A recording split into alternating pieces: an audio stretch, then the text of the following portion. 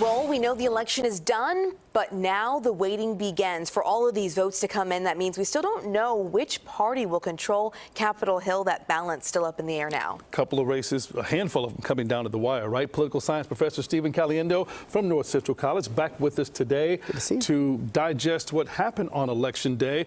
First, two Illinois incumbent Democrats won close congressional races. How did they hold on to their seats? Well, they held on to their interesting that they held on to their seats because we know that president's parties typically lose seats in the first term, midterm, and also these are new districts. There was redistricting that had to happen after the census, but these are folks who haven't been in office a long time. It's like I think they both got in 2008. We're talking Sean Casten in 6 and Lauren Underwood, right? I think 2018, and so but they have a track record, and in the face of high inflation and low presidential approval ratings, they were able to persist.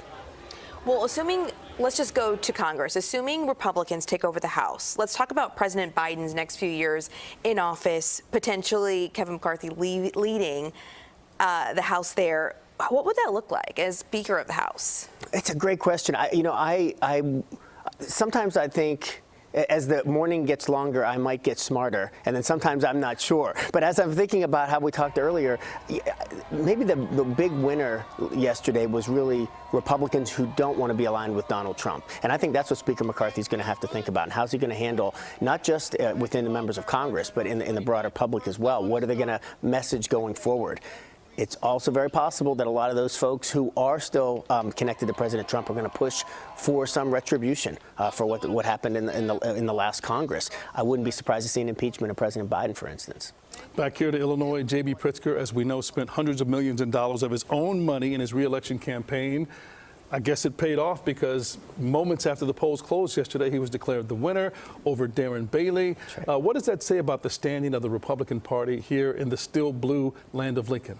Yeah, and it's a really great question because when we talked last spring, right after the primaries, one of the things that was unique about Illinois is that candidates that President Trump supported lost in the primaries in Illinois, where in other states they were tending to win. I think that in this case, Darren Bailey was the one lone exception, and that was partly because Pritzker helped Bailey get elected in the primary. That he sort of picked his opponent. And so I think that the party in Illinois is sort of already on that path that you can have a detachment from President Trump. And I think it's part of the larger conversation that the Republicans are going to be having nationwide. A red splash more than a red wave that we saw around the country. We got to get our metaphors correct if we're going to get this right, Probably 15 seconds or so left. What's most surprised you and still surprising you this morning about the results? That we don't know for sure that the Republicans will take control of the House. Your question was so good because I still think that's probably what's going to happen. But I expected we'd know that by now. Maybe we didn't know by how much.